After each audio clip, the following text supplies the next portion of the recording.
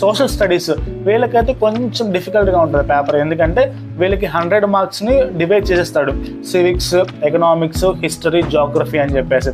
అయితే జాగ్రఫీ నుంచి 35 మార్క్స్కి అయితే మీకు క్వశ్చన్స్ అడగడం జరుగుతుంది, హిస్టరీ నుంచి 30 మార్క్స్ క్వశ్చన్స్ అడగడం జరుగుతుంది, ఇంకా సివిక్స్ నుంచి 15 మార్కులకి, ఎకనామిక్స్ నుంచి 20 మార్క్స్కి అయితే మీకు క్వశ్చన్స్ అడిగి మొత్తం సోషల్ స్టడీస్ 100 మార్క్స్ అయితే పేపర్ అనేది ఉంటుంది అనమాట.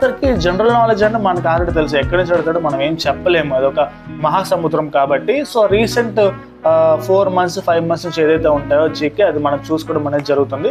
ఇక నెక్స్ట్ జనరల్ ఇంగ్లీష్ అంటే మనకు ఆల్రెడీ తెలుసు, మ్యాక్సిమం గ్రామర్ పార్ట్ అడుగుతాడు. సో జనరల్ ఇంగ్లీష్లో మనకి అన్వాంటెడ్ ప్యాసేజ్, లేదంటే యాక్టివ్ వాయిస్, ప్యాసివ్ వాయిస్, లేదంటే types of sentence, assertive, comparative, superlative, ఇట్లా టైప్స్. నెక్స్ట్ ఆర్టికల్స్, నెక్స్ట్ వచ్చరికి parts of speech, noun, pronoun, adverb, verb, preposition, వీటి గురించి అడుగుతాడు.